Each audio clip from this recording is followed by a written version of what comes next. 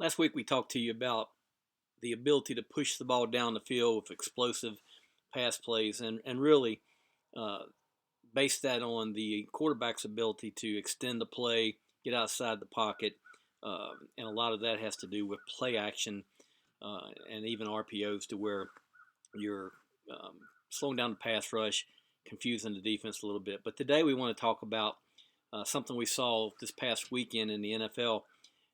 It's called dash pass protection.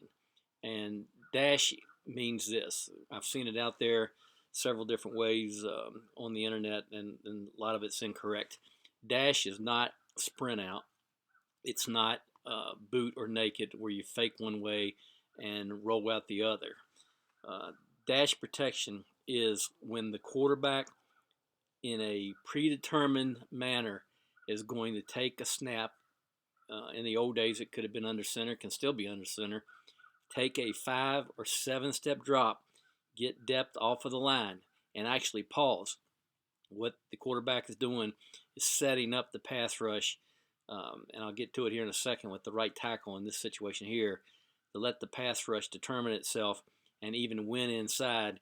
And then the quarterback is going to dash outside, break the pocket intentionally, right? Because we've already set it up with the initial drop to where the rush is going to be inside, and then buy time out here for a 3-man combination, 2-man combination, to where the quarterback will actually even reset their feet and launch the ball down the field.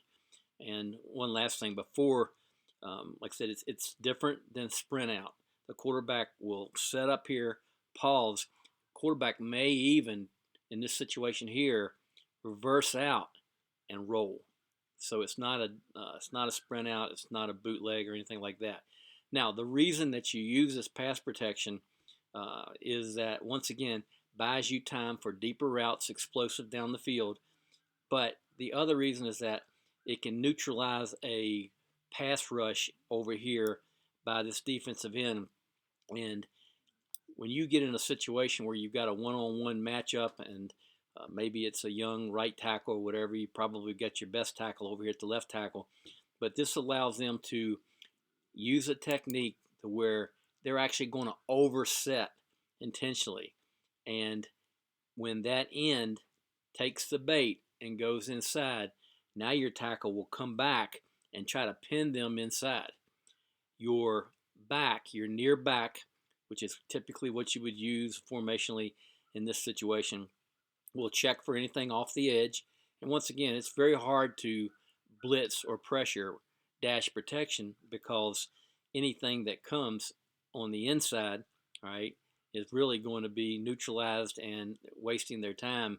The quarterback may have to hurry up a little bit more as they dash to the right or dash to the left if they're a left-handed quarterback, but it's hard to get pressure from the inside. But your back in this situation right here is going to check for any pressure off the edge. If they got pressure off the edge, they would do the same thing that the tackle is going to do. You would come and try to overset and let this rusher come inside and then come back and pin. Now, if you don't get any edge rush right here or pressure, all that back is going to do is either just shuffle outside a little bit, or you can even use a technique that we've got here, wheel back around away from the line of scrimmage.